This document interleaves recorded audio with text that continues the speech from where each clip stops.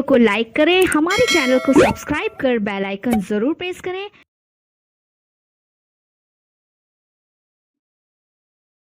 Everyone, welcome you to UTM classes. तो Andhra Pradesh BEd first semester class चालू अछि। आज जो क्लास होचे आईसीटी रो marathon class for the unit 4। आपनकर आज जो क्लास होचे यूनिट 4 रो समस्त कांसेप्ट आपनकर डिस्कस करा जिवो। जदि आपन चैनल को प्रथम थर विजिट करथबे सब्सक्राइब करनेबे और बेल आइकन को प्रेस कर देबे।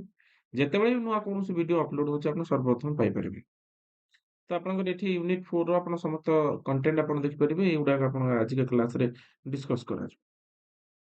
यूनिट 4 ଆପଣଙ୍କର ଯୋଉ କନସେପ୍ଟ ରହୁଛି ପ୍ରଥମ ଆପଣଙ୍କର କ୍ୱେଶ୍ଚନ ହଉଛି ନା write the important dimension of ICT in education. ତ ଆଇସିଟି ରେ ମାନେ ଏଜୁକେସନ ଆଇସିଟି ର କଣ ଡାଇମେନସନ ଗୁଡା ରହୁଛି ଆମେ ସେଗୁଡା ଡିସ୍କସ କରିବା। ତ information communication technology ICT has become a fundamental tool the modern education landscape। ତାମାନେ ଆମେ ଜାଣିଛନ୍ତି ମଡର୍ନ ଏଜୁକେସନ ଲ୍ୟାଣ୍ଡସ୍କେପ ରେ ଆଇସିଟି ର ଭୂମିକା ବହୁତ ହି ଗୁରୁତ୍ୱପୂର୍ଣ୍ଣ। ଆପଣ ଜାଣିଛନ୍ତି ଟ୍ରାଡିସନାଲି ଆମେ ଯୋଉ ପିଲାମାନଙ୍କୁ ପଢଉଥିଲେ ଯାହାକି ଚକ୍ ଏଣ୍ଡ ଟକ୍ ମେଥଡରେ ଯୋଉଟା କି ଆଜିକା ଡେଟରେ ସେଟା ଚେଞ୍ଜ ହେଇକି ଆମେ ବିଭିନ୍ନ ଟେକ୍ନୋଲୋଜି ସାହାଯ୍ୟରେ ପଢଉଛନ୍ତି ଯେପରିକି ପ୍ରୋଜେକ୍ଟର ହଉ ଆମର ଏଲଇଡି ହଉ ଆପଣଙ୍କର ସବୁ ବର୍ତ୍ତମାନ ଦେଖିବେ ହାଇସ୍କୁଲ ମାନଙ୍କରେ ଆପଣଙ୍କର ଏଲଇଡି ସ୍ମାର୍ଟ ଏଲଇଡି ଲାଗି ସାରିଲାଣି। ତ ଏଇ ସବୁ ମାଧ୍ୟମରେ ଆମେ ପିଲାମାନଙ୍କୁ ପଢେଇଥାନ୍ତି। ତ transforming the way of teaching ଆମେ ଟିଚିଂ ଟାକୁ ଟ୍ରାନ୍ସଫର୍ମ କରିଦେଇଛନ୍ତି। ଆମେ ଟେକ୍ନୋଲୋଜି ସାହାଯ୍ୟରେ ପଢଉଛନ୍ତି। Learning and administration take place across the globe. ତାମାନେ ଆମେ ଜାଣୁଛନ୍ତି ପିଲାମାନଙ୍କୁ ଆମେ ଆଗରୁ ଯୋଉ ଚକ୍ ଏଣ୍ଡ ଟକ୍ ମେଥଡ ଥିଲା ସେ ସୀମିତ ଭାବରେ ପଢୁଥିଲେ। ବର୍ତ୍ତମାନ ଇଣ୍ଟରନେଟ ଜମାନାରେ ସେ ବହୁତ ବ୍ୟାପକ ଭାବରେ ସେ କୌଣସି ଏଜୁକେସନ କୁ ପାଇ ପାରୁଛନ୍ତି। ଆଉ ଦୁନିଆ ବାହାର ଜିନିଷ ଥିବା ଜିନିଷକୁ ବି ସେ ଜାଣି ପାରୁଛନ୍ତି।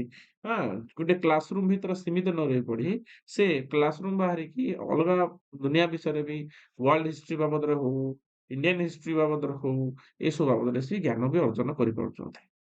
The integration of ICT into education is not just about the providing access the digital tool resources, but also about the creating new opportunity, enhance the learning experiences, improving the education outcome, and preparing the student increasingly digital world। ତ ପିଲାମାନଙ୍କୁ ଆମେ କଣ କହୁଛନ୍ତି integrate କରୁଛନ୍ତି technology ସାହାଯ୍ୟରେ ପାଠ ପଢେଇବାରେ, ଯୋଉଠି ପିଲାମାନେ ନୂଆ କରି କିଛି ଏକ୍ସପିରିଏନ୍ସ ଗେନ୍ କରିପାରୁଛନ୍ତି। ଆଉ ଯୋଉଟା କି ଆମ ପାଠ ପଢାର ଯୋଉ ମୂଲ୍ୟବୋଧ ସେଟା ବି ପାଇପାରୁଛନ୍ତି ଏଜୁକେସନର। ଆଉ ଷ୍ଟୁଡେଣ୍ଟ ମାନେ ତାଙ୍କର ଡିଜିଟାଲ ୱାର୍ଲଡ ଜ୍ଞାନ ବି ବଢେଇ ପାରୁଛନ୍ତି। There are several important dimension of ICT in education. Each contribution effectiveness and impact the different way. This dimension can be broadly categorized into the following area। ତାମାନେ ଆମେ ଜାଣିବା କଣ ଡାଇମେନସନ ରହୁଛି। ପ୍ରଥମ ଡାଇମେନସନ ହଉଛି access to the information of knowledge। ଆମେ କଣ କରୁଛନ୍ତି ଆଜିକାର ଯୋଉ ଆଇସିଟି ଜମାନାରେ ଆମେ କଣ କରୁଛନ୍ତି ନା ପିଲାମାନଙ୍କୁ ଜଣେଇ ପାରିବା ଯେ ଆମର ଇଣ୍ଟରନେଟ ମାଧ୍ୟମରେ ହଉ ଜର୍ନାଲ ମାଧ୍ୟମରେ ହଉ ଟେକ୍ସଟ ବୁକ୍ ମାଧ୍ୟମରେ ହଉ ପେପର ମାଧ୍ୟମରେ ହଉ ଭିଡିଓଜ ମାଧ୍ୟମରେ ହଉ ୟୁଟ୍ୟୁବ ମାଧ୍ୟମରେ ହଉ ଆମେ ପିଲାମାନଙ୍କୁ ସେଲ୍ଫ ଡାଇରେକ୍ଟେଡ ଲର୍ଣ୍ଣିଂ ପାଇଁ ଆମେ ପ୍ରମୋଟ କରିପାରିବା।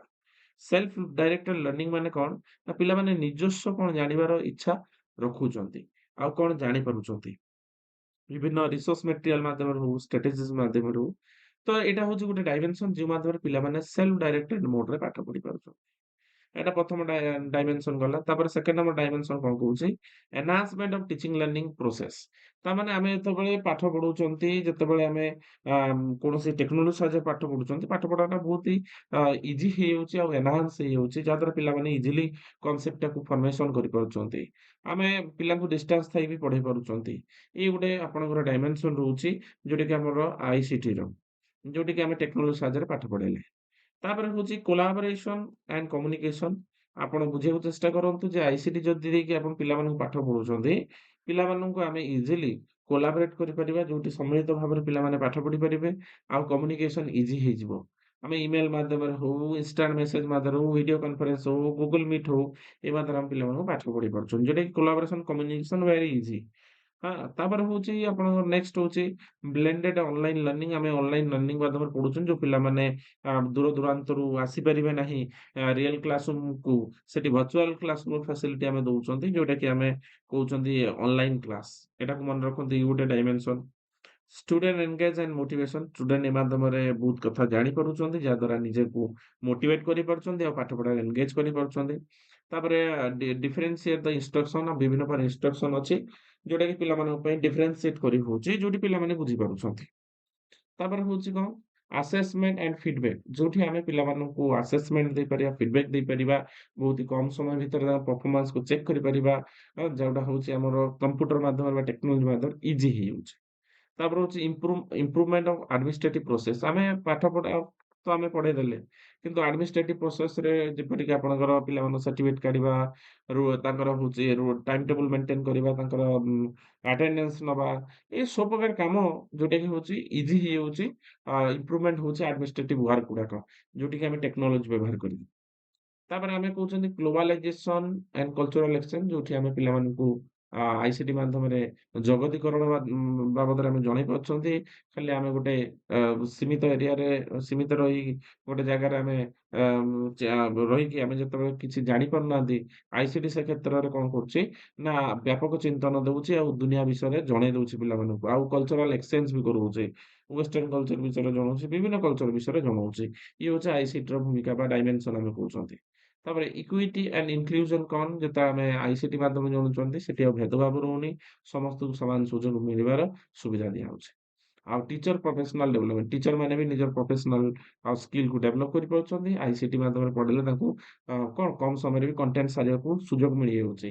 ତ ଏ ସବୁ ହଉଛି କଣ ଡାଇମେନସନ ଅଫ ଆଇସିଟି ଇନ ଏଜୁକେସନ। ତ ଏଜୁକେସନରେ ଆଇସିଟିର ଭୂମିକା ଏଇ ସବୁ ଦିଗ ଦେଇ ଗତି କରିଥାଏ।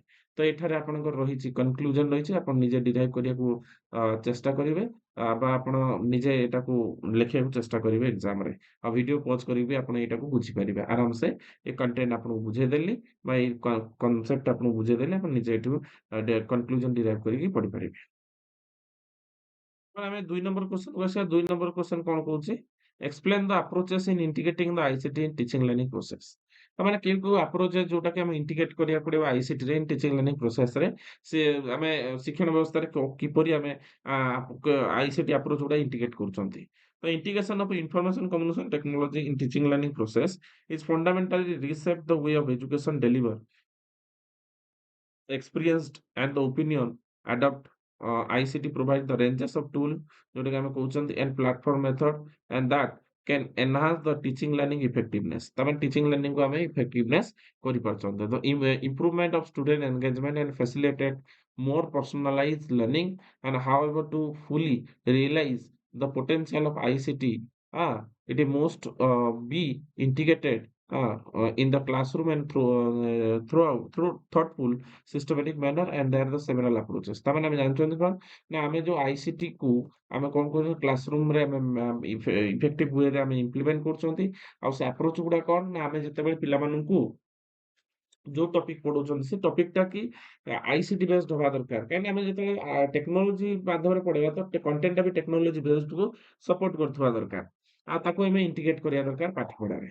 So the integration of ICT teaching learning process easy to each with its own emphasis how the technology should be incorporated into the teaching student learning and educational outcome। ଯୋଉ ପିଲାମାନଙ୍କ ପାଠ ପଢା କ୍ଷେତ୍ରରୁ ଆମ ଟିଚର ମାନଙ୍କ ପଢେଇବା କ୍ଷେତ୍ରରୁ ହଉ ଆଉ ଏଜୁକେସନ ଯୋଉ ମୂଲ୍ୟବୋଧ ଅଛି ତାକୁ ଦେଖିକି ଆମେ କଣ କରୁଛନ୍ତି ନା ଆଇସିଟି କୁ ଇଣ୍ଟିଗ୍ରେଟ କରୁଛନ୍ତି, ଆଇସିଟି ଆପ୍ରୋଚ କୁ ଇଣ୍ଟିଗ୍ରେଟ କରୁଛନ୍ତି ଆମେ ଟିଚିଂ ଲର୍ନିଂ ପ୍ରୋସେସରେ।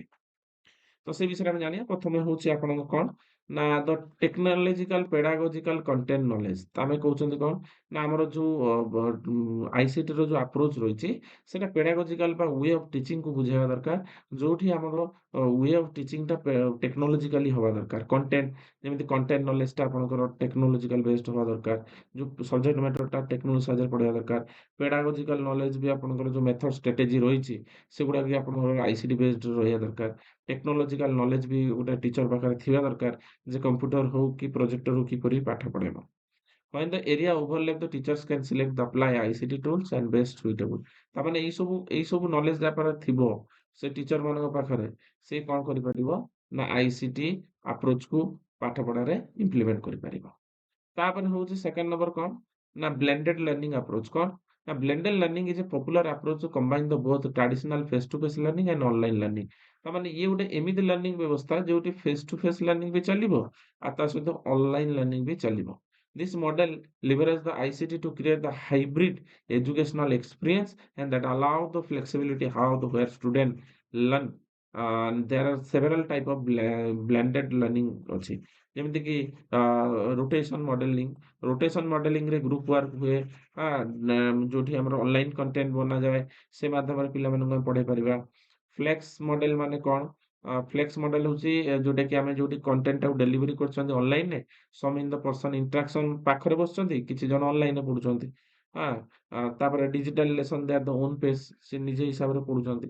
ତାପରେ ଏନରିଚ ଭର୍ଚୁଆଲ ମଡେଲ ମାନେ କଣ student learn primarily online but they have periodic in the person section and teachers for the activities such as discussion group work ସବୁବେଳେ ପିଲାମାନେ ଅନଲାଇନରେ ପଢନ୍ତି ବେଳେବେଳେ ଟିଚର ଡାକନ୍ତି ଆସିକି ପିଲାଙ୍କ ପାଖରେ ନା ଯୋଉ ପିଲା ଆସିକି ଟିଚର ପାଖରେ ପଢନ୍ତି ତ ସେଇ ଗୋଟେ ଏନରିଚ ଭର୍ଚୁଆଲ ମଡେଲକୁ ଆମେ ବୁଝୁଛନ୍ତି। ଇଏ ହଉଛି ବ୍ଲେଣ୍ଡେଡ ଲର୍ଣ୍ଣିଂ ଆପ୍ରୋଚ ଯୋଉଠି ଅନଲାଇନ ଅଫଲାଇନ ଦିଟାରେ ବହୁତ ଚାଲିଛି। ତ ଏଇଗୁଡାକ ସବୁ ଗୋଟେ ଟିଚର ପାଖରେ ଜଣାଥିବା ଦରକାର। ତାପରେ ଆସୁଛି constructivist approach କଣ? The constructivist approach to the teaching learning emphasizes the role of learner construct their the own understanding and knowledge through the experience and interaction with the world around them। ତାମାନେ ଏ construct ହଉଛି କଣ ପିଲାମାନେ ନିଜ ଦ୍ୱାରା ନିଜେ କଣ ଜାଣିପାରୁଛନ୍ତି ଆଉ ନିଜେ ୱର୍ଲ୍ଡକୁ ବୁଝିପାରୁଛନ୍ତି। This context ICT serve tool facility activities inquiry based learning ଯୋଉଠି ପିଲାମାନେ ଇନକ୍ୱାରି କରିକି ଜାଣନ୍ତି ଯେମିତି ଇଣ୍ଟରାକ୍ଟିଭ ଲର୍ଣ୍ଣିଂ ପିଲାମାନେ ନିଜ ସହ ଏନଗେଜ ହେଇକି ହ୍ୟାଣ୍ଡସ ଅନ୍ ୱାର୍କ କରିକି ନିଜ ଦ୍ୱାରା କୌଣସି ପ୍ରୋଜେକ୍ଟ ସବମିଟ କରିକି ବା କମ୍ପ୍ଲିଟ କରିକି ସେଟାକୁ ସେ ନିଜେ କରିଥାନ୍ତି ଏଟା ଇଣ୍ଟରାକ୍ଟିଭ ଲର୍ଣ୍ଣିଂ। କୋଲାବରେଟିଭ ଲର୍ଣ୍ଣିଂ ଯୋଉଠି ସହପାଠୀଙ୍କ ସହିତ ମିଶିକରି ନିଜର ଆଇଡିଆକୁ ସେୟାର କରିକି କୋଅପରେଟିଭ ୱେରେ ଯୋଉ ଲର୍ଣ୍ଣିଂ କରିଥାନ୍ତି ତାକୁ କୋଲାବରେଟିଭ ଲର୍ଣ୍ଣିଂ କୁହାଯାଏ। ଆଉ ଗୋଟେ ଅଛି ପ୍ରୋବ୍ଲେମ ବେସ୍ଡ ଲର୍ଣ୍ଣିଂ ପିବିଏଲ ବା ଆମେ କହୁଛନ୍ତି ପ୍ରୋଜେକ୍ଟ ବେସ୍ଡ ଲର୍ଣ୍ଣିଂ ଯୋଉଟା କି ଆମେ କହୁଛନ୍ତି କଣ ନା କନଷ୍ଟ୍ରକ୍ଟିଭ ୱେରେ ପିଲାମାନଙ୍କୁ ପ୍ରୋଜେକ୍ଟ ଦିଆଯାଇଥାଏ ପ୍ରୋବ୍ଲେମ ଫେସ୍ କରିବାକୁ ଦିଆଯାଇଥାଏ ବିଭିନ୍ନ ଡାଟା ଆନାଲାଇଜ କରିକି ସେମାନେ କରିଥାନ୍ତି। ତ ଇଏ ହଉଛି ସବୁ କନଷ୍ଟ୍ରକ୍ଟିଭ ୱେ ଅଫ ଲର୍ଣ୍ଣିଂକୁ ବୁଝଉଛି। ତାପରେ ହଉଛି କୋଲାବରେଟିଭ ଆଣ୍ଡ ସୋସିଆଲ ଲର୍ଣ୍ଣିଂ ଯୋଉଠି ପିଲାମାନେ ଅନଲାଇନ ଡିସ୍କସନ କରିଥାନ୍ତି କୋଲାବରେଟିଭ ସଫ୍ଟୱେୟାର ଟୁଲ୍ସ ମାଧ୍ୟମରେ ବିଭିନ୍ନ ପ୍ରକାର ପିଲାମାନଙ୍କ ସହିତ ଗ୍ରୁପ ପ୍ରୋଜେକ୍ଟ କରିଥାନ୍ତି ସୋସିଆଲ ମିଡିଆରୁ ନେଟୱାର୍କିଂ କିଛି ଜିନିଷ ଶିଖିକି ତାକୁ ଏଲାବୋରେଟ କରିଥାନ୍ତି ସେଗୁଡା କୋଲାବରେଟିଭ ଲର୍ଣ୍ଣିଂ ଥ୍ରୁ ସୋସିଆଲ ମିଡିଆକୁ ବୁଝଉଛନ୍ତି। ତାପରେ ହଉଛି ଫ୍ଲିପ୍ଡ କ୍ଲାସରୁମ ଆପ୍ରୋଚ କଣ? ନା flipped classroom is a model where the traditional classroom activities are reversed. ତାମାନେ ଟ୍ରାଡିସନାଲି କ୍ଲାସରୁମ ଟାକୁ ରିଭର୍ସ କରାଯାଇଥାଏ। In this approach direct instruction is moved outside the classroom ଯୋଉଠି କ୍ଲାସରୁମ ବାହାରକୁ ଯାଇକି ଆମେ ପାଠ ପଢିଥାନ୍ତି typically throughout the online lecture ହଉ video ho, other digital content ho, while classroom time is used for active learning and जोटा कि ଆମେ କହୁଛନ୍ତି active such as the problem solving discussion collaborative project ଏଗୁଡାକ ମାଧ୍ୟମରେ ଆମେ ଶିଖିଥାନ୍ତି। This allows the students to engage with the content at their own pace and coming to class and where they can apply their knowledge receive personalized support teacher teacher personalized support ଦ୍ୱାରା ସେମାନେ ଏଗୁଡାକ ଶିଖିଥାନ୍ତି। ଯେମିତିକି ଆମର pre class learning ହଉଛି pre class learning କଣ student engage the pre recorded video ଯୋଉଟା ପୂର୍ବରୁ ରେକର୍ଡ ଭିଡିଓ କରାଯାଇଥିବ reading and interactive online models to learn new concept before the coming class class ଆସିବା ପୂର୍ବରୁ ଆଗେ ପ୍ରି ରେକର୍ଡ ଗୁଡାକ ସେ ପଢିକି ଆସିବା ଦରକାର କ୍ଲାସରେ ମାନେ ଫର୍ମାଟଟାକୁ ସେ ଜାଣିବା ଦରକାର ବୁଝିବା ଦରକାର।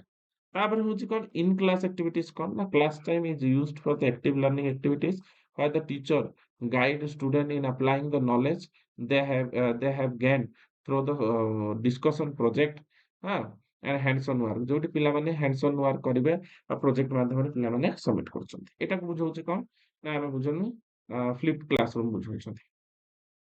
ତାପରେ ହଉଛି ଆଇସିଟି ଏନହାନ୍ସମେଣ୍ଟ ଫର୍ମେଟିଭ ଆସେସମେଣ୍ଟ ମାନେ କଣ ଆମେ ଯେତେବେଳେ ଫର୍ମେଟିଭ ଆସେସମେଣ୍ଟ କରୁଛନ୍ତି ଆଇସିଟି ରେ କଣ କାମ ନା the use of ICT for the formative assessment ଯେତେବେଳେ ଗୋଟେ ଡ୍ୟୁରିଂ ଦ କ୍ଲାସ ଚାଲିଛି ମାନେ ଗୋଟେ ଚ୍ୟାପ୍ଟର ଚାଲିଛି ବା ଗୋଟେ ଆମର କ୍ଲାସ ଚାଲିଛି ପ୍ରୋସେସ ଚାଲିଛି ସେ ସମୟରେ ଯୋଉ ଆସେସମେଣ୍ଟ କରନ୍ତି ମୂଲ୍ୟାଙ୍କନ ଏଟା ଫର୍ମେଟିଭ ଆସେସମେଣ୍ଟ। ତ formative assessment allow the teachers to collect the ongoing feedback on the student learning ର feedback ଟାକୁ ଜାଣିବା ପାଇଁ ଯୋଉ ପାଠ ପଢାଟା continuous process ଚାଲିଛି enabling them to adjust the instruction and meet the student need more effectively and this approach involve using technology assess student progress in real time and provide the immediate feedback ଯୋଉଠି ପିଲାମାନଙ୍କୁ immediate feedback ଦେଇ ହବ ସେଇ ଜାଗାରେ ଆମେ assessment କରିବା ମୂଲ୍ୟାଙ୍କନ କରିବା ତା ସହିତ immediate feedback ଦବା ସେଟାକୁ ଆମେ କହୁଛନ୍ତି ଆଇସିଟି ଏନହାନ୍ସମେଣ୍ଟ ଫର୍ମେଟିଭ ଆସେସମେଣ୍ଟ। କଣ ପ୍ରଥମ ହଉଛି ଡିଜିଟାଲ କୁଇଜ ଆଣ୍ଡ ସର୍ଭେ ଆମେ ଡିଜିଟାଲ ଦେଖିବା ଆପଣଙ୍କର ଗୁଗଲ ମାଧ୍ୟମରେ କିଛି କୁଇଜ ଆସେ ତାକୁ ଆମେ ଦଉଛନ୍ତି ଇ ପୋର୍ଟଫୋଲିଓସ ମାନେ ଷ୍ଟୁଡେଣ୍ଟ କ୍ରିଏଟ ଦ ଡିଜିଟାଲ ପୋର୍ଟଫୋଲିଓ ୱାର୍କ ଯେମିତିକି ଆମର କିଛି କଳାତ୍ମକ କାର୍ଯ୍ୟ ସେ ଡିଜିଟାଲି କରିକି ତାଙ୍କର ଆସେସମେଣ୍ଟ କରେଇ ପାରିବେ ନିଜର ଆଉ ଗୋଟେ ହଉଛି ଆଡାପ୍ଟିଭ ଲର୍ଣ୍ଣିଂ ସିଷ୍ଟମ, ଯୋଉ ସିଷ୍ଟମଟା ହଉଛି ଆଲଗୋରିଥମିକ ହଉ ବା ମ୍ୟାଥ ହଉ, ଯୋଉଗୁଡାକ ଆପଣଙ୍କର କଣ ହଉଛି ନିଜେ କିଛି ଲର୍ଣ୍ଣିଂ ମେଟେରିଆଲସ ହଉ ଯୋଉଟା କି ତାଙ୍କ ନିଡ୍ ଅନୁସାରେ ପର୍ସନାଲାଇଜ ଲର୍ଣ୍ଣିଂ ଏକ୍ସପିରିଏନ୍ସ ସେ କରିପାରିବେ, ଇଏ ବି ଗୋଟେ ମାଧ୍ୟମ। ତାପରେ ହଉଛି assistive technology for inclusive education. କଣ ନା in the inclusive education framework, ICT can be integrated support the student with disable. ଯୋଉମାନେ ଡିଜାବୁଲ ଅଛନ୍ତି, ଯୋଉମାନେ ମାନେ ଫିଜିକାଲି ଚ୍ୟାଲେଞ୍ଜଡ, ସେମାନଙ୍କୁ ପାଠ ପଢିବାକୁ ହେଲେ ଆଇସିଟି ର ଭୂମିକା ବି ଗୁରୁତ୍ୱପୂର୍ଣ୍ଣ ରହୁଛି। ତ ସେ କ୍ଷେତ୍ରରେ ଏଠି ଆଇସିଟି ଇନକ୍ଲୁସିଭ ଏଜୁକେସନ କିପରି ପ୍ରମୋଟ କରୁଛି ଆମେ ସେ ବିଷୟରେ ଜାଣିବା ହେଲା। ତ ଏଠି ଫାଷ୍ଟ ପଏଣ୍ଟ କଣ କହୁଛି ଆମେ ଜାଣିବା, text to speech and speech to text tool. ତାମାନେ ଆମେ କିଛି ଜିନିଷ ଟେକ୍ସଟ ଦେଖେଇକି ସ୍ପିଚ କରୁଛନ୍ତି ବା ଆଗେ କହିଦେଇକି ତାପରେ ଟେକ୍ସଟ ଦେଖୁଛନ୍ତି। This tool assist the student visual impairment ଯୋଉମାନେ ଅଛନ୍ତି, ସେମାନେ ଆଗେ ଟେକ୍ସଟକୁ ଶୁଣି ନେବେ, ଆ, ବା ତାପରେ ଦେଖି ତ ପାରିବେନି ଖାଲି ଶୁଣି ନେବେ। ତାମାନେ ଏଠି ଟେକ୍ସଟ ଟୁ ଟୁଲ ମାନେ ଆମର ସ୍ପିଚ, ତାମାନେ ଟେକ୍ସଟଟା ଲେଖା ଅଛି ତାକୁ ସ୍ପିଚ ଆକାରରେ କହିକି ତାଙ୍କୁ ପଢିବାକୁ ପଡିବ। Learning difficulty by the converting written text into the spoken word and vice versa। ତାମାନେ ଲେଖା ହେଇଥିବା ଜିନିଷକୁ ଆମେ ପଢିକି କହିବାକୁ ପଡିବ। ତାପରେ screen reader and magnification software କଣ? This technology help the student with visual impair access the digital content and enlarging the text reading content allowed। ତାମାନେ ଯେତେବେଳେ ଆଲାଉଡଲି ଜଣେ ପଢୁଛି ଡିଜିଟାଲ କଣ୍ଟେଣ୍ଟ ଟାକୁ, ସେମାନେ କଣ କରୁଛନ୍ତି ନା, ଦେଖ ମୁଁ ଆପଣଙ୍କୁ ଯୋଉ କଥାଟା କହୁଛି, ମୁଁ ଦେଖନ୍ତୁ ମୁଁ ଏଇ ଯୋଉ କ୍ଲାସଟା କରୁଛି ଆପଣଙ୍କର ଟେକ୍ସଟ ଅଛି, ମୁଁ ତ ଆପଣଙ୍କୁ କହିଦେଇଥାନ୍ତି ପଢି ଦିଅନ୍ତୁ। ମୁଁ ଏଟାକୁ କିଛି କିଛି ଇମ୍ପୋର୍ଟାଣ୍ଟ ଜିନିଷକୁ ମୁଁ ରିଡିଙ୍ଗ କରଉଛି। ଦ୍ୱାରା ଯୋଉମାନେ ଭିଜୁଆଲ ଇମ୍ପେୟାର ଥିବେ, ଦେଖିପାରୁନଥିବେ, ସେ ଶୁଣିକି ମୋ କ୍ଲାସକୁ ବୁଝିପାରିବେ ଯେ କୋଶ୍ଚେନ କଣ ଡିମାଣ୍ଡ କରୁଛି, କୋଶ୍ଚେନ କଣ ଲେଖିବାର ଅଛି, କନସେପ୍ଟ କଣ ଅଛି। ତ ଏଇଆ ହଉଛି ଗୋଟେ ପ୍ରୋସେସ ହେଲା।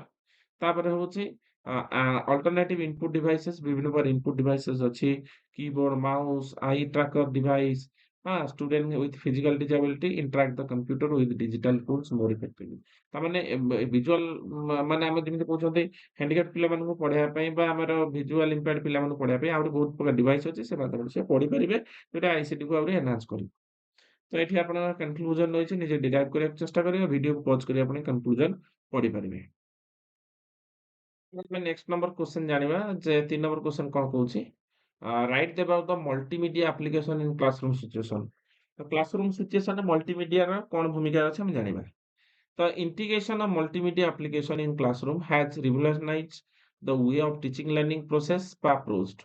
Multimedia defined as a combination of text, image, audio, video, interactive element provide the rich engaging experience for the student। ତାମାନେ ଆପଣ ଦେଖନ୍ତୁ ବର୍ତ୍ତମାନ ଆପଣ ଏଇ ଯୋଉ ୟୁଟ୍ୟୁବରେ ଯୋଉ କ୍ଲାସଟା ଦେଖୁଛନ୍ତି, ତ ଏଥିରେ ଆପଣ ଟେକ୍ସଟ ବି ଦେଖାଯାଉଛି, ଇମେଜ ବି ଦେଖାଯାଉଛି, ଅଡିଓ ବି ଶୁଣାଯାଉଛି ଆଉ ଭିଡିଓ ବି ଦେଖୁଛନ୍ତି। ତ ଏଇଟା ହଉଛି ମଲ୍ଟିମିଡିଆ, ଯୋଉ ମାଧ୍ୟମରେ ଆପଣଙ୍କର ମଲ୍ଟି ଲେବୁଲରେ ଆପଣଙ୍କର ଇନଫର୍ମେସନ ଡେଲିଭରି ହଉଛି। ଏଟା ହଉଛି ମଲ୍ଟିମିଡିଆ। ତ ଆଇସିଟିର ମଲ୍ଟିମିଡିଆ ଯଦି ରହିବ, ତାମାନେ କ୍ଲାସରୁମ୍ ସିଚୁଏସନଟା ଆହୁରି ଏନହାନ୍ସ ହେଇଯିବ ଆଉ ପର୍ଟିକୁଲାରିଟି ପିଲାମାନଙ୍କର ଡେଭଲପମେଣ୍ଟ ହବ। ଆଉ ପିଲାମାନେ କଣ୍ଟେଣ୍ଟଟାକୁ ଇଜିଲି ବୁଝିପାରିବେ। ତ ଏଇଟାକୁ ଆମେ ମଲ୍ଟିମିଡିଆ ବୋଲି କହୁଛନ୍ତି। By incorporating the multimedia into the classroom, educator can create the dynamic variety learning environment and that appeal to different learning styles। ତାମାନେ ଯଦି ଟିଚର ଆଇସିଟି ମାଧ୍ୟମରେ ପଢଉଛି, ମଲ୍ଟିମିଡିଆକୁ ଆଡ୍ କରୁଛି, ତ ଟିଚର କଣ କରିବା ଦରକାର, କଣ୍ଟେଣ୍ଟଟା ସେଇ ହିସାବରେ ବନେଇବା ଦରକାର ଯୋଉଠି ପିଲାମାନେ ଲର୍ଣ୍ଣିଂ ଷ୍ଟାଇଲଟା ଆହୁରି ଡେଭଲପ ହେଇପାରିବ। And enhance the student engagement, ପିଲାମାନେ ବି ଏନଗେଜ କରିବେ, କାହିଁକିନା ନ୍ୟୁ ଷ୍ଟାଇଲରେ ପଢେଇଲେ ପିଲାମାନେ ଆହୁରି ଖୁସି ହୁଅନ୍ତି। And foster the deeper understanding of the concept, କନସେପ୍ଟଟା ବି ଆହୁରି ଡିପର ହବ ବା ଗଭୀର ଭାବରେ ପିଲାଟି ବୁଝିପାରିବ ଯେ ଆକ୍ଚୁଆଲି କଣ୍ଟେଣ୍ଟଟା କଣ ଅଛି ତା ଭିତରେ। ତ multimedia application when used effectively can improve the instruction quality and student performance ବି ବଢିପାରିବ, and making the learning more interactive and accessible and enjoyable, ପିଲାମାନେ ଏହାକୁ ଏନ୍ଜୟ କରିବେ। ତ ଏଠି ଆମେ ଦେୟାର ନମ୍ବରିୟସ୍ ମଲ୍ଟିମିଡିଆ ଆପ୍ଲିକେସନ ଆମ ଅଛି, ଆମେ ଜାଣିବା। ଫାଷ୍ଟ ହଉଛି ପ୍ରେଜେଣ୍ଟେସନ ସଫ୍ଟୱେର, ଯେମିତି Microsoft PowerPoint, Google slide, ଏଗୁଡାକ ଅଛି ଆପଣ ଜାଣିପାରିବେ। ଯୋଉଠି ଆପଣ ଏନହାନ୍ସିଂ ଦ ଭିଜୁଆଲ ଲର୍ଣ୍ଣିଂଟା ଏନହାନ୍ସ ହେଇପାରେ, ପିଲାମାନେ ବୁଝିପାରନ୍ତି। ଯେମିତି ଆପଣଙ୍କୁ ଆମର ଯୋଉ ଚ୍ୟାନେଲର ଇଣ୍ଟ୍ରୋ ଦଉଛି, ତାପରେ ଆପଣଙ୍କର କଣ୍ଟେଣ୍ଟ ବତଉଛି, ସେଟା ହଉଛି ଆପଣ ପାୱାର ପଏଣ୍ଟ ପ୍ରେଜେଣ୍ଟେସନ ହଉଛି, ଏଟା ଆପଣଙ୍କୁ ଭଲ ଲାଗିବ କ୍ଲାସଟା କରିବା ପାଇଁ। ତାପରେ ହଉଛି ଏନଗେଜମେଣ୍ଟ ଆଣ୍ଡ ଆଟେନସନ ଦବା ପାଇଁ ବି ସୁବିଧା ହବ।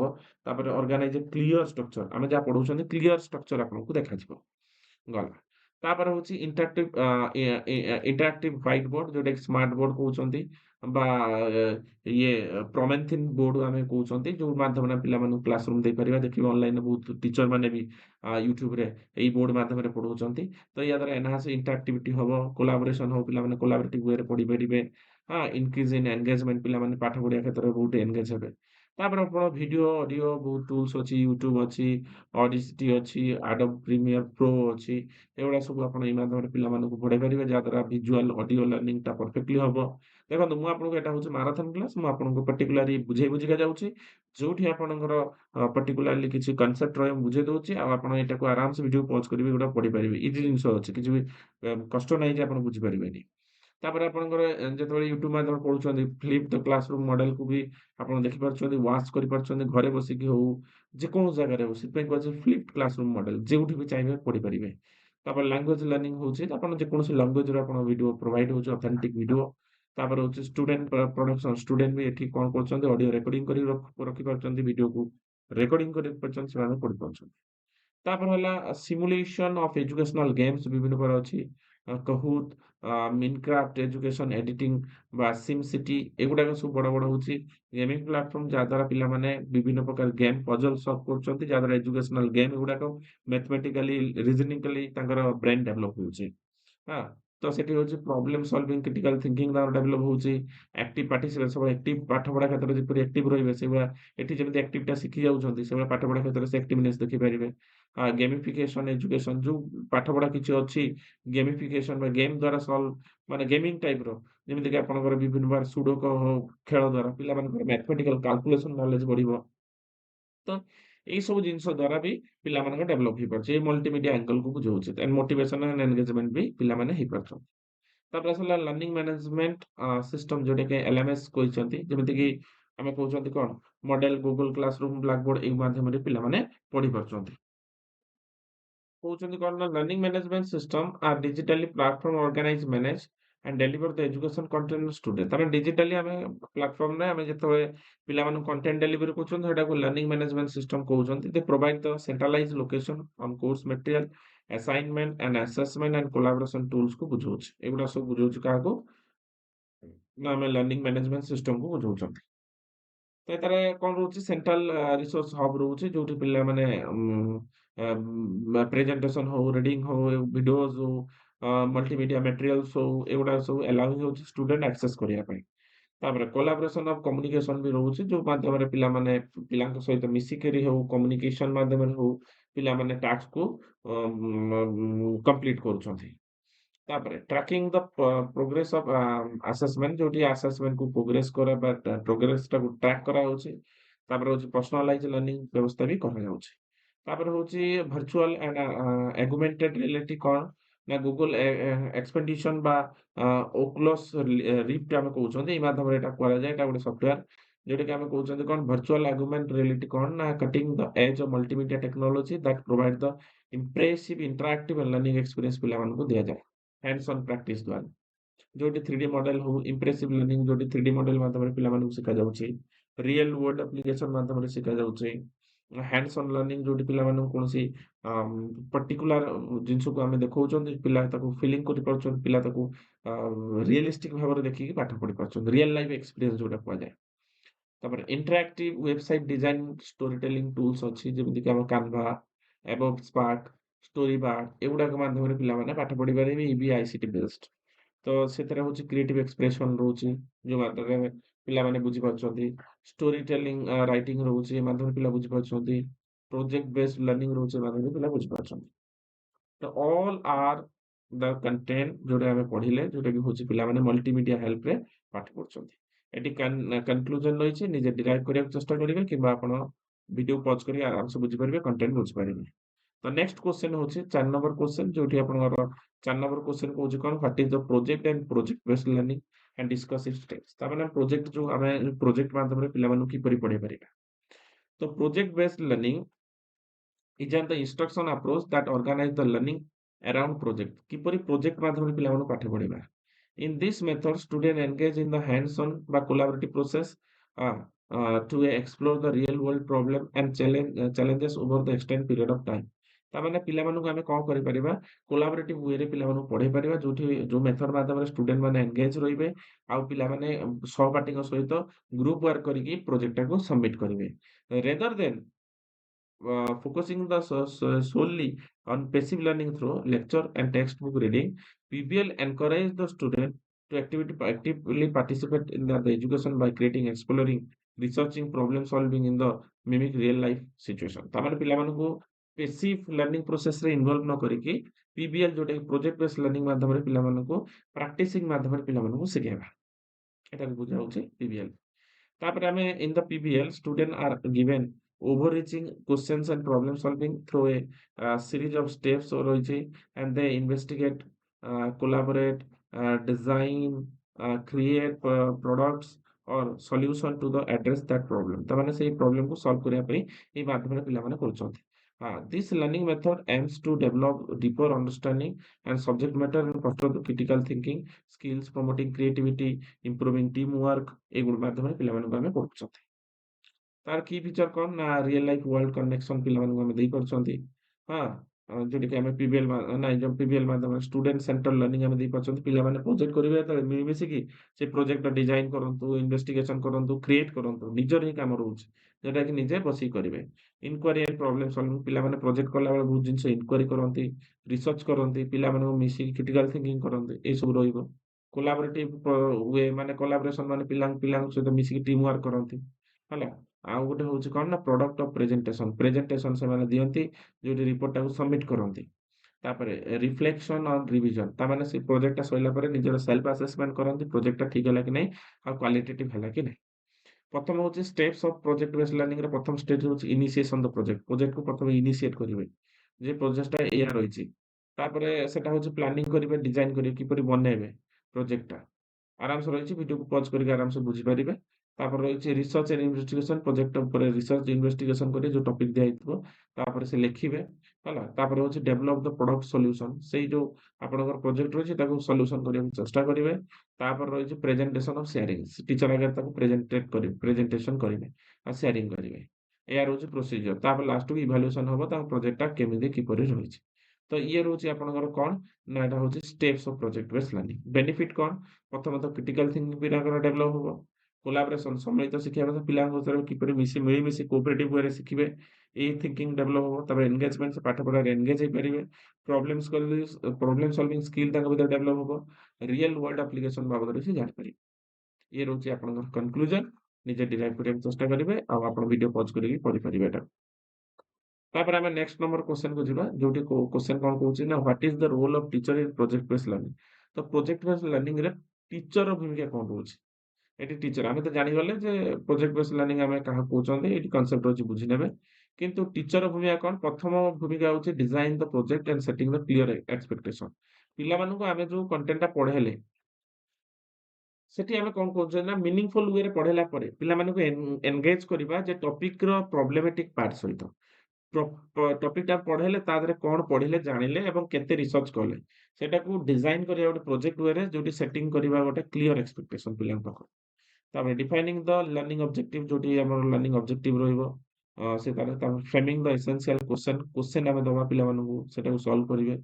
ତାପରେ creating the scaffolding and resources ଯୋଉଠି ପିଲାମାନେ କୌଣସି ରିସର୍ଚ୍ଚ କରିବେ ଇନଭେଷ୍ଟିଗେସନ କରି କିଛି ମେଟେରିଆଲ ପ୍ରଡ୍ୟୁସ କରିବେ ଯୋଉ ଦ୍ୱାରା ପିଲାମାନେ କଣ କନସେପ୍ଟ ରହିଛି ଜାଣିପାରିଥିବେ। ତାପରେ setting the expectation of guidelines ବିଭିନ୍ନ ପ୍ରକାର ଗାଇଡଲାଇନ ସେଟ୍ କରିବେ ଯେ ପିଲା କିପରି ସେ ପ୍ରୋଜେକ୍ଟଟାକୁ କମ୍ପ୍ଲିଟ କରିବେ ହେଲା। ତାପରେ ସେକେଣ୍ଡ କଣ କହୁଛି facilitating the student inquiry and exploration ପିଲାଙ୍କୁ ସବୁବେଳେ ଫ୍ୟାସିଲିଟେଟ କରିବା କୌଣସି ଜିନିଷକୁ ଇନକ୍ୱାରି କରିବା ପାଇଁ ହଉ କୌଣସି ଜିନିଷକୁ ମାନେ ଆମେ କଣ କରିବା ପାଇଁ ନା ସେଇ ଯୋଉ ଟପିକଟା ପଢେଇଲେ ପ୍ରୋଜେକ୍ଟ ତା ବେସରେ ବନେଇବେ ତ ପିଲାମାନେ କଣ ଇନକ୍ୱାରି ବେସ୍ଡରେ ପିଲାମାନେ ପଢୁଛନ୍ତି ସେଟାକୁ ଆମେ ଜାଣିବା। ଯେମିତିକି ଆମେ ପିଲାମାନଙ୍କୁ ଏନକରେଜ କରିବା ଷ୍ଟୁଡେଣ୍ଟ ଲେଡ ଲର୍ଣ୍ଣିଂକୁ। ତାପରେ ଗାଇଡିଂ ରିସର୍ଚ୍ଚକୁ ପିଲାମାନଙ୍କୁ ଗାଇଡ କରିବା ପ୍ରୋମୋଟିଂ ପ୍ରୋବ୍ଲେମ ସଲଭିଂ ଆପ୍ରୋଚକୁ ପ୍ରମୋଟ କରିବା। ତାପରେ ସପୋର୍ଟିଂ କ୍ରିଟିକାଲ ଥିଙ୍କିଂକୁ ଆମେ ସପୋର୍ଟ କରିବା ଏଇସବୁ ପ୍ରୋସେସରେ ପିଲାମାନଙ୍କୁ ପଢାଇବା। ତାପରେ ରହିଲା ସପୋର୍ଟିଂ କୋଲାବୋରେଟିଭ ଏବଂ କମ୍ୟୁନିକେସନକୁ ଆମେ ସପୋର୍ଟ କରିବା ଦରକାର। କୋଲାବୋରେଟିଭ କମ୍ୟୁନିକେସନ କଣ ପିଲାମାନଙ୍କୁ ଆମେ କିପରି ମିଳିମିଶିକି ପାଠ ପଢିବେ ପିଲାଙ୍କ ସହିତ ଆଉ କିପରି ପ୍ରପର କମ୍ୟୁନିକେସନ କରିବେ ଟିମ୍ ୱାର୍କ କିପରି ରହିବ ଏଇ ସବୁକୁ ସପୋର୍ଟ କରିବା ଦରକାର ଗୋଟେ ଟିଚର ହିସାବରେ ପିବିଏଲ ରେ ଗୋଟେ ଟିଚର ଭୂମିକା କଣ ପ୍ରୋଜେକ୍ଟ ୱାର୍କରେ କରିବେ। ତ ତ କ୍ରିଏଟିଂ ଦ କୋଲାବୋରେଟିଭ୍ ଅପରଚ୍ୟୁନିଟି ପିଲାମାନଙ୍କୁ କୋଲାବୋରେଟିଭ୍ ଅପରଚ୍ୟୁନିଟି ଦବା ଯେ କେମିତି ପିଅର ଟୁ ପିଅର ଲର୍ଣ୍ଣିଂ କରିବେ ନିଜ ସାଙ୍ଗସାଥି ସହିତ ମିଶିକି କିପରି ଶିଖିବେ। Fostering the teamwork and conflict resolution ପିଲାମାନଙ୍କୁ ଟିମ୍ ୱାର୍କ କରିବାକୁ ଦିଆଯିବ ଆଉ ନିଜ ଭିତରେ ଥିବା ଦ୍ୱନ୍ଦ୍ୱ ବା ନିଜ ଭିତରେ ଥିବା କଳହ ୟାକୁ ସବୁ ଦୂର କରିକି ପିଲାମାନେ କିପରି ପାଠ ପଢିବେ। ତାପରେ ଫ୍ୟାସିଲିଟିଂ ଦ କମ୍ୟୁନିକେସନ ସ୍କିଲ୍ ପିଲାମାନଙ୍କୁ ପ୍ରପର କମ୍ୟୁନିକେସନ ସ୍କିଲ୍ ଫ୍ୟାସିଲିଟି କରାଯିବ। ତାପରେ ହଉଛି କଣ ପ୍ରୋଭାଇଡିଂ ଦ ଅନଗୋଇଂ ଫର୍ମେଟିଭ ଫିଡବ୍ୟାକ୍ ତାଙ୍କୁ ସେଇ ପ୍ରୋଜେକ୍ଟ ଚାଲିଥିଲା ଭିତରେ ଆମେ ଫିଡବ୍ୟାକ୍ ଦବା ଟିଚର ହିସାବରେ ମନିଟର କରିବା ତାଙ୍କ ପ୍ରୋଗ୍ରେସକୁ ଗିଭିଂ କନଷ୍ଟ୍ରକ୍ଟିଭ ଫିଡବ୍ୟାକ୍ ତାଙ୍କୁ ଯୋଉ ଫିଡବ୍ୟାକ୍ ଦରକାର ତାଙ୍କୁ ଦବା ତାକୁ ଏନକରେଜ କରିବା ତାଙ୍କର ଯୋଉ କାମ ଉପରେ ବା ପ୍ରୋଜେକ୍ଟ ୱାର୍କ ଉପରେ ଏନକରେଜ କରିପାରିବା। ତାପରେ ହଉଛି support to the development of skill beyond the content knowledge ବାହାରକୁ ଯାଇକି ଆମକୁ ତାଙ୍କୁ ସପୋର୍ଟ କରିବାକୁ ପଡିବ ଯେପରିକି ଆମେ ତାଙ୍କୁ ଏନକରେଜ କରିବା କ୍ରିଟିକାଲ ଥିଙ୍କିଂ ପାଇଁ ପିଲାମାନଙ୍କୁ ପ୍ରମୋଟିଂ କ୍ରିଏଟିଭିଟି ପାଇଁ ବିଲ୍ଡିଂ ସଫ୍ଟ ସ୍କିଲ୍ ବିଭିନ୍ନ ପ୍ରକାର ସ୍କିଲ୍ ଅଛି ତାକୁ ଆମେ ଡେଭଲପ କରିପାରିବା। ତାପରେ ରହୁଛି ଆପଣଙ୍କ ନେକ୍ସଟ ହଉଛି assessment of learning final product ତାମାନେ ଫାଇନାଲ ହଉଛି ଆମେ ପିଲାମାନଙ୍କୁ ଆସେସମେଣ୍ଟ କରିବା ଯୋଉଠି ପ୍ରୋସେସ ଆସେସମେଣ୍ଟ କରିବ ଟିଚର ତା ହିସାବରେ ଆସେସମେଣ୍ଟ କରି ପିଲାଙ୍କର ପ୍ରୋଜେକ୍ଟକୁ ତାପରେ ପ୍ରଡକ୍ଟ ଆସେସମେଣ୍ଟ କରିବ ଯୋଉ ପ୍ରଡକ୍ଟଟା ସେ ପ୍ରଡ୍ୟୁସ କରିଛି ଯୋଉ ଫଟୋକପି ହଉ ବା ଯୋଉ ଫାଇଲ ହଉ ଯୋଉ ପ୍ରୋଜେକ୍ଟ ତାକୁ ସେ ଚେକ୍ କରିବେ ତାପରେ reflect and assessment self assessment ପିଲାମାନଙ୍କୁ ଦିଆଯିବ ଯେ ନିଜେ ସେଲ୍ଫ ଆସେସମେଣ୍ଟ କର। ତାପରେ ହଉଛି fostering growth mindset and encouraging the resilience ତାମାନେ କଣ ତ ପିବିଏଲ ଦ୍ୱାରା କଣ କରିବା ପିଲାମାନଙ୍କୁ ଆମେ ଏନକରେଜ ପ୍ରିଜର୍ଭେସନ ଦବା ଆଣ୍ଡ ପ୍ରମୋଟିଂ ଦ କନଫିଡେନ୍ସ ଦବା ଯେ ତମେ you can do it that project ତ ଏଇ ମାଧ୍ୟମରେ ପିଲାମାନଙ୍କୁ ଆମେ ପଢେଇପାରିବା। ତ ଏଠି କନକ୍ଲୁଜନ ରହିଛି ନିଜେ ଡିରାଇଭ୍ କରିବାକୁ ଆମର ଚେଷ୍ଟା କରିବେ। ତାପରେ ନେକ୍ସଟ କ୍ୱେଶ୍ଚନ ଅଛି what is collaborative learning and what are the characteristics and what are the benefits of collaborative situation। collaborative learning ଆମେ କାହା କହିବା ନା collaborative learning is a educational approach to emphasize the importance of group work of learning process ତାମାନେ ପିଲାମାନେ କିପରି group ମାଧ୍ୟମରେ learning କରିବେ ପିଲାଙ୍କ ସହିତ ମିଶି କିପରି ଲର୍ଣ୍ଣିଂ କରିବେ। In a collaborative learning environment, students work together in pair group to achieve the shared learning goal. And this approach contrasts with the traditional individual learning and where the each student is responsible for their own learning assessment. जोठी निजो learning assessment ପାଇଁ ନିଜେ responsible ରହିବେ। Instead, in collaborative learning, students engage the discussion, problem solving tasks, joint activities, leveraging the delivery skills, uh, and knowledge and perspective of their peers and deepen their understanding of the subject and matter। ମାନେ ପିଲାମାନଙ୍କୁ subject matter ସହିତ ସବୁ କିଛି ଜ୍ଞାନ ତାଙ୍କୁ ଦବା ଯେପରି କରି ପିଲାଙ୍କ ସହିତ ମିଳିମିଶିକି ସେ ପାଠ ପଢିବେ ସେଇଟାକୁ ଆମେ କହୁଛନ୍ତି କୋଲାବରେଟିଭ ମାନେ ଯେତେବେଳେ ଆମେ ପିଲାମାନଙ୍କୁ ପ୍ରୋଜେକ୍ଟ ୱାର୍କ ଦଉଛନ୍ତି ପିଲାମାନେ ତାଙ୍କ ସହିତ ଟିମ୍ ଭାବରେ ପାଠ ପଢୁଛନ୍ତି ମିଳିମିଶି ଗ୍ରୁପ ଡିସ୍କସନ କରୁଛନ୍ତି ସେଇଟାକୁ ହିଁ କୋଲାବରେଟିଭ ଲର୍ଣ୍ଣିଂ ବୋଲି ଆମେ କହିଥାନ୍ତି। ତ collaborative learning encourage the active participation ପିଲାମାନଙ୍କୁ ଆକ୍ଟିଭ ପାର୍ଟିସିପେଟ କରାନ୍ତି ତାପରେ ହଉଛି ଟିମ୍ ୱାର୍କ କରାନ୍ତି ତାପରେ ସୋସିଆଲ ଇଣ୍ଟରାକ୍ସନ କରାଇଥାନ୍ତି foster the sense of community responsible learning ପ୍ରୋସେସକୁ ପ୍ରମୋଟ କରାଯାଇଥାଏ। ତ ଏଟାକୁ ଆପଣ ବୁଝି ନିଅନ୍ତୁ। ତାପରେ ହଉଛି the focus of collaborative learning ର କଣ ଫୋକସ ରହିଛି ଆମେ ଏ ବିଷୟରେ ଜାଣିବା। ତ ପ୍ରଥମ ହଉଛି ଇଣ୍ଡିପେଣ୍ଡେଣ୍ଟନେସ ପିଲାମାନେ ଇଣ୍ଡିପେଣ୍ଡେଣ୍ଟଲି କିପରି ତାଙ୍କର ଭୂମିକା କୋଲାବରେଟିଭ ୱେରେ ନେଇପାରିବେ। ତାପରେ ଆକ୍ଟିଭ ଏନଗେଜମେଣ୍ଟ ପିଲାମାନେ ଆକ୍ଟିଭଲି ଏନଗେଜ ହବା ଦରକାର। ତାପରେ ପଜିଟିଭ ଇଣ୍ଡିପେଣ୍ଡେନ୍ସ ପିଲାମାନଙ୍କର ଯୋଉ ଇଣ୍ଡିପେଣ୍ଡେନ୍ସ ରହିବ ପଜିଟିଭ ଟୁୱାର୍ଡ ପଜିଟିଭନେସ ରହିବା ଦରକାର। ତାପରେ ହଉଛି ଇଣ୍ଡିଭିଜୁଆଲ ଆକାଉଣ୍ଟେବିଲିଟି ରହିବା ଦରକାର ପିଲାଙ୍କ ଭିତରେ ଗୋଟେ ଉତ୍ତରଦାୟିତ୍ୱ ରହିବା ଦରକାର ଯେ ମତେ ପିଅର ଗ୍ରୁପରେ ମୁଁ ଅଛି ସାଙ୍ଗସାଥି ସହିତ ମିଳିକି ପଢୁଛି ତ ମୋର ଗୋଟେ ଦାୟିତ୍ୱ ଅଛି ଯେ ଏଇ ଆକ୍ଟିଭିଟିଟା ମୁଁ ମୋ ଦ୍ୱାରା ହବା ଦରକାର। ତାପରେ ଫେସ ଟୁ ଫେସ ଇଣ୍ଟରାକ୍ସନ ରହିବା ଦରକାର ସାଙ୍ଗସାଥିଙ୍କ ସହିତ group process and reflection grouping processing ଚାଲିବା ଦରକାର ପାଠ ପଢା ଦରକାର ଯୋଉଠି ପାଇଁ କୋଲାବରେଟିଭ ଲର୍ଣ୍ଣିଂ ହଉଛି ସେୟାର ଦ ଲର୍ଣ୍ଣିଂ ଗୋଲ୍ସ ନିଜ ନିଜର ସବୁ ପିଲା ଧର 5ଟି ଗ୍ରୁପ ଅଛନ୍ତି ସେ ଗୋଟେ ପ୍ରୋଜେକ୍ଟ ଦିଆଯାଇଛି କରିବା ପାଇଁ ତାଙ୍କ ନିଜ ନିଜର ଗୋଲ ଲକ୍ଷ୍ୟକୁ ସେୟାର କରିବେ ନିଜ ନିଜ ଭିତରେ। ତାପରେ ଏନକରେଜମେଣ୍ଟ ଅଫ ଡାଇଭର୍ସ ପର୍ସପେକ୍ଟିଭ ଯଦି ତାର କେହି ଡାଇଭର୍ସ ପର୍ସପେକ୍ଟିଭ ଅଛି ଗୋଟେ ପିଲାର ତାର କିଛି ସମସ୍ତଙ୍କର ଭିନ୍ନ ଚିନ୍ତାଧାରା ଅଛି ତାକୁ ଆମେ ଏନକରେଜ କରିବା ଦରକାର କ୍ରିଟିସାଇଜ କରିବାନି ଆମେ କେବେ ବି। ତାପରେ ହଉଛି କୋଲାବରେଟିଭ ଟୁଲ୍ସ ଆଣ୍ଡ ରିସୋର୍ସେସ ବିଭିନ୍ନ ପ୍ରକାର ଟୁଲ୍ସ ଅଛି ଆପଣଙ୍କର ଯେମିତି ଆପଣଙ୍କର ହଉଛି ୟୁଟ୍ୟୁବରେ ହଉ ଗୁଗଲରେ ହଉ ଆପଣ ବିଭିନ୍ନ ଟୁଲ୍ସ ତାକୁ ବ୍ୟବହାର କରିପାରିବେ ଏଇ ସବୁ ଅଛି। ତାପରେ ହଉଛି ବେନିଫିଟ କଣ ଯେ ଆମେ କୋଲାବରେଟିଭ ଲର୍ଣ୍ଣିଂ କଲେ ପିଲାମାନଙ୍କୁ କଣ ବେନିଫିଟ ମିଳିବ ପ୍ରଥମ ବେନିଫିଟ ହଉଛି କଣ enhancement critical thinking and problem solving skill ପିଲାଙ୍କର ଡେଭଲପ ହବ। ତାମାନେ ପିଲାମାନେ ଯେତେବେଳେ ବେଶୀ କିଛି ପ୍ରୋଜେକ୍ଟ କରିବେ ମିଶିବେ ତ ସମସ୍ତ ଆଇଡିଆ ଗୁଡାକ ନିଜ ଭିତରେ ନେବେ ତ ସେତେବେଳେ ତାଙ୍କର ଡେଭଲପ ହବ। ତାପରେ ହଉଛି କଣ ଇମ୍ପ୍ରୁଭ ଦ କମ୍ୟୁନିକେସନ ସ୍କିଲ୍ ପିଲାମାନଙ୍କର କଥା କହିବାର ସ୍କିଲଟା ଡେଭଲପ ହବ। ତାପରେ ହଉଛି development of team work and social skill B develop ହବ। ତାପରେ ହଉଛି କଣ ନା ଇନକ୍ରିଜ ଦ ମୋଟିଭେସନ ଏନଗେଜମେଣ୍ଟ, ପିଲାଙ୍କ ଭିତରେ ମୋଟିଭେସନ ଏନଗେଜମେଣ୍ଟ ଭଲ ଚାଲିବ, ଯାହାଦ୍ୱାରା ପିଲାଙ୍କ ଭିତରେ ନିଜର କମ୍ୟୁନିକେସନ ସ୍କିଲ୍ ହଉ ବା ନିଜର କୋଅପରେଟିଭ ସ୍କିଲ୍ ହଉ ସେଟା ଡେଭଲପ ହବ। ଡିପର ଅଣ୍ଡରଷ୍ଟାଣ୍ଡିଂ ଦ କଣ୍ଟେଣ୍ଟ, ପିଲା କଣ୍ଟେଣ୍ଟଟାକୁ ଭଲ ଭାବରେ ବୁଝିପାରିବେ ଡିଫରେଣ୍ଟ ଆଙ୍ଗେଲରୁ। ତାପରେ ହଉଛି ଇନକ୍ରିଜ ଦ ରେସ୍ପନ୍ସିବିଲିଟି ଓ ଆକାଉଣ୍ଟବିଲିଟି, ନିଜର ଗୋଟେ ଉତ୍ତରଦାୟିତାକୁ ସେ ନିଜେ ବୁଝିପାରିବେ। ତାପରେ preparation of the real world, ତ ସେମାନେ ଆକ୍ଚୁଆଲି କଣ କନସେପ୍ଟ ପାଠ ପଢାର ହଉ ବା ନିଜର ସ୍ଥାୟିତ୍ୱତା କଣ ତାକୁ ବୁଝିପାରିବେ। ତାପରେ କଲଚରାଲ ଆୱାରନେସ୍ ଆସିବ, ପିଲାଙ୍କ ଭିତରେ ଇମ୍ପାଥି ଆସିବ। ପିଓର ସପୋର୍ଟ ଏନକରେଜମେଣ୍ଟ ଆସିବ, ଯେ ସାଙ୍ଗସାଥୀଙ୍କୁ କିପରି ସପୋର୍ଟ ଦବା, କିଏ ପାଠ ବୁଝିପାରୁନି ତାଙ୍କୁ ସାହାଯ୍ୟ କରିବା, ଏସବୁ କ୍ଷେତ୍ରରେ। ତାପରେ ହାୟର ରିଟେନସନ ନଲେଜ, ତାମାନେ ବହୁତ ଜିନିଷକୁ ମନେ ରଖିବାର ଶକ୍ତି ବି ଡେଭଲପ ହବ ଏଇ ମାଧ୍ୟମରେ। ତ ଏଠି ଅଛି କନକ୍ଲୁଜନ, ନିଜେ ଡିରାଇଭ୍ କରିବାକୁ ଚେଷ୍ଟା କରିବେ। ଆଜି ଆମେ ଏତିକି, ନେକ୍ସଟ କ୍ଲାସରେ ନେକ୍ସଟ କଣ୍ଟେଣ୍ଟ ସହିତ ୟୁନିଟ୍ ସହିତ ଦେଖା ହବା। ଧନ୍ୟବାଦ ସମସ୍ତଙ୍କୁ।